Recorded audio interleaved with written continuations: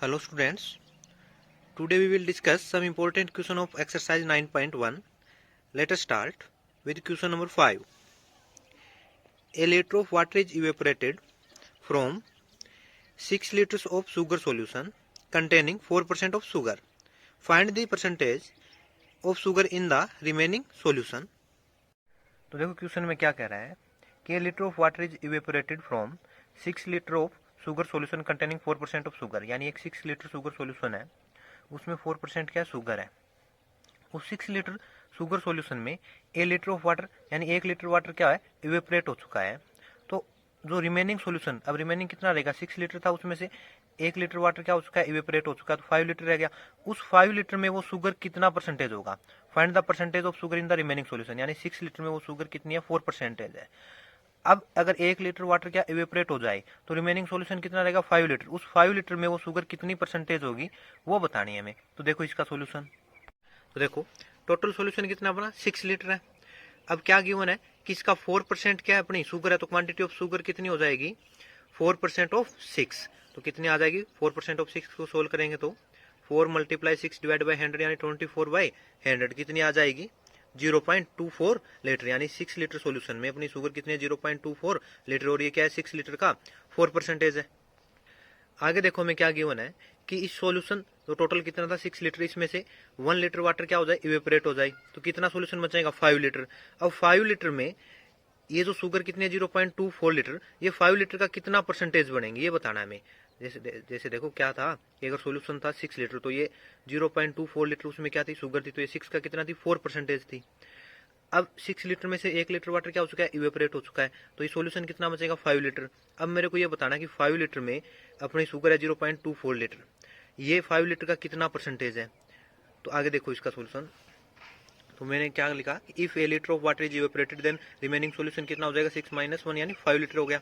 अब मैंने मान लिया कि ये जो शुगर थी 0.24 लीटर, ये 5 लीटर का क्या है, x परसेंटेज है, तो let x be the percentage of sugar in the remaining solution. Then क्या हो जाएगा भाई, x% of 5 litre equal to 0.24 litre. यहाँ से सोल्व करते हैं तो x% ऑफ 5 कितना हो जाएगा भाई, 5 × x divide by 100 equal to 0.24 को मैंने वापस क्या लिख दिया, 24/100। अब 100 से मल्टीप्लाई करूंगा तो क्या आ जाएगा, 5x इक्वल टू 24। यहाँ से सोल्व करते हैं तो अपने x की वैल्यू कितनी आ जाएगी, 24/5, यानी 4/4/5%। यानी जो शुगर थी अपनी टोटल सॉल्यूशन में 0.24 लीटर, उसमें से अगर 1 लीटर वाटर इवेपोरेट हो जाए तो सॉल्यूशन कितना बन जाएगा, 5 लीटर। अब वो जो शुगर थी 0.24 लीटर, वो 5 लीटर वाटर का कितना परसेंटेज है, 4/4/5% है। ओके, नेक्स्ट देखो 6th question, after 30 kilogram of water were evaporated from A solution of salt and water which had 15% of salt, the remaining solution had 20% salt, find the weight of the original solution. देखो question में क्या कह रहा है कि अपने पास salt और water का एक सॉल्यूशन है, उसमें 15% क्या है, साल्ट है। अगर उस सॉल्यूशन में से 30 किलोग्राम वाटर क्या हो गया, इवेपोरेट हो गया, तो रिमेनिंग सॉल्यूशन में वो साल्ट जो ओरिजिनल सॉल्यूशन में 15% थी वो क्या हो जाएगी, रिमेनिंग सॉल्यूशन में 20% हो जाएगी। यानी यहाँ पे जो भी सॉल्यूशन था उसमें 15% साल्ट था, उस सॉल्यूशन से अगर 30 किलोग्राम वाटर क्या हो जाए, इवेपोरेट हो जाए, तो जो रिमेनिंग सॉल्यूशन होगा उसमें वही साल्ट क्या हो जाएगा, 20% हो जाएगा। तो हमें वेट ऑफ ओरिजिनल सॉल्यूशन बताना है। तो देखो इसका सॉल्यूशन, तो देखो solution, let the weight of original solution, जो ओरिजिनल सॉल्यूशन था उसका वेट मान लिया मैंने x किलोग्राम। फिर क्या गिवन है हमें कि ओरिजिनल सॉल्यूशन का 15% क्या उसमें साल्ट है, तो quantity of salt in original solution कितना हो जाएगा, 15% ऑफ x। इसको सोल्व करेंगे तो क्या आ जाएगा, 15/100 मल्टीप्लाई बाई x, तो कितना हो जाएगा, 15x/100 किलोग्राम, यानी साल्ट की क्वांटिटी कितनी है, 15x/100 किलोग्राम।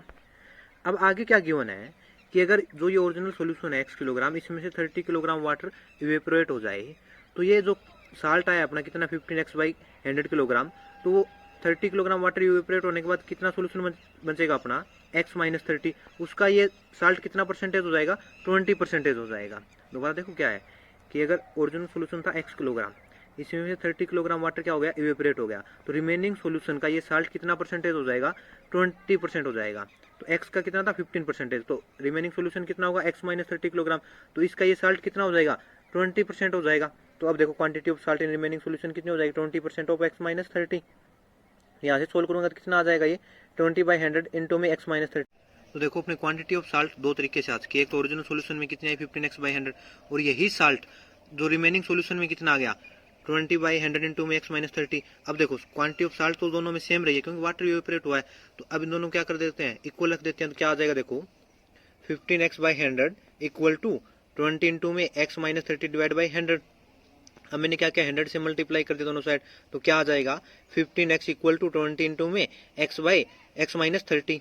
अब क्या कर लो इसको 20 को अंदर मल्टीप्लाई कर लो, देखो आगे क्या होगा। अब 20 अंदर मल्टीप्लाई किया तो क्या आ गया 15x equal to 20x minus 600। अब इसको मैं 15x को इस साइड ले आऊंगा, इसको इस साइड ले जाऊंगा, क्या हो जाएगा 5x इक्वल टू 600। यहाँ से x की वैल्यू कितनी आ जाएगी 120 किलोग्राम, यानी ओरिजिनल सोल्यूशन कितना था अपना 120 किलोग्राम था। ओके नेक्स्ट देखो 10th example. In an examination 40% students fail in mathematics and 30% fail in English and 20% in both. Find the pass percentage। क्या कह रहा है कि एक एग्जामिनेशन में 40% मैथमेटिक्स में फेल होते हैं, 30% इंग्लिश में और 20% बोथ यानी मैथ और इंग्लिश दोनों में 20% फेल होते हैं। तो हमें पास परसेंटेज निकालनी है। देखो इसका सोल्यूशन, तो देखो सोल्यूशन भाई मैंने मान लिया ले टोटल स्टूडेंट कितने 100 है, तो क्या गिवन है कि 40% क्या होते हैं मैथ में फेल हो जाते हैं, तो number of student fail in mathematics क्या हो जाएगा 40% ऑफ 100। टोटल स्टूडेंट क्या माने हमने 100, तो इसका 40% क्या हो जाएंगे मैथ में फेल हो जाएंगे। तो इसको सोल्व करेंगे कितने स्टूडेंट हो गए 40 स्टूडेंट, यानी मैथ में कितने फेल हो रहे हैं 40। फिर आगे क्या गिवन था इंग्लिश में कितने होते हैं 30% फेल, तो number of student fail in English कितने हो जाएंगे 30 परसेंटेज, मतलब आउट ऑफ 100 ही होता है। तो मैंने टोटल कितने माने हैं 100 स्टूडेंट माने हैं, तो 30% फेल होने यानी कितने फेल हो जाएंगे 30 स्टूडेंट फेल हो जाएंगे। अब क्या गिवन है कि 20% दोनों में मैथ और इंग्लिश में फेल होते हैं, तो number of student fail in both math and English कितने हो जाएंगे 20 हो जाएंगे।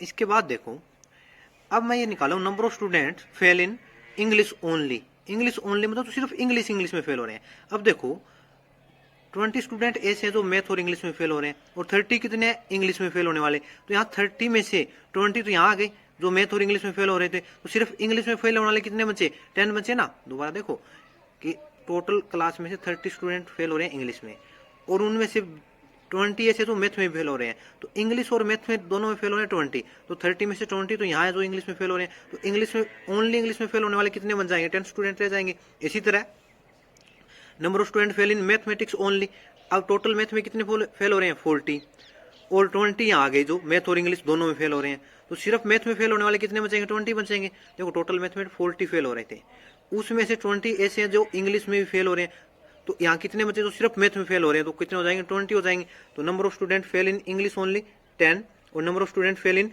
Math only 20। अब देखो टोटल कितने स्टूडेंट फेल हो रहे हैं 20 तो इंग्लिश और मैथ दोनों में, 10 ऐसे जो इंग्लिश में फेल हो रहे हैं और 20 ऐसे जो मैथ में फेल हो रहे हैं, तो टोटल कितने स्टूडेंट फेल हो रहे हैं 20 प्लस 10 प्लस में 20 यानी 50 स्टूडेंट फेल हो रहे हैं। तो देखो total number of fail student कितने हो जाएंगे 50 हो जाएंगे। अब टोटल कितने लिए थे 100, तो total number of pass student यानी जो पास हो रहे हैं तो वो कितने हो गए 50। टोटल हमने 100 लिए थे उसमें 50 क्या हो रहे हैं फेल हो रहे हैं, तो पास कितने होंगे 50 होंगे। अब पास परसेंटेज निकालनी है, तो पास परसेंटेज क्या हो जाएगी 50% हो जाएगी। 50 डिवाइड बाई टोटल नंबर तो कितने 100 इंटू में 100 कितना हो गया 50%, यानी कितने स्टूडेंट पास पर हो रहे हैं 50%। ओके नेक्स्ट 15 क्वेश्चन देखो।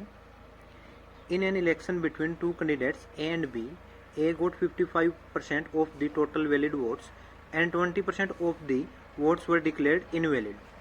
If the total votes were 7,500, find the number of valid votes polled in favor of the candidate B. देखो क्या कह रहा है क्वेश्चन में कि टोटल वोट है 7,500, उसमें से 20% वोट क्या हो चुके हैं इनवैलिड डिक्लेयर हो चुके हैं, तो जो रिमेनिंग वैलिड वोट बचे हैं उनमें से 55% वोट ए को मिलते हैं, तो मैं वो बताने हैं कि बी को कितने वैलिड वोट मिले हैं। तो देखो इसका सॉल्यूशन, तो देखो टोटल नंबर ऑफ वोट्स कितने 7,500।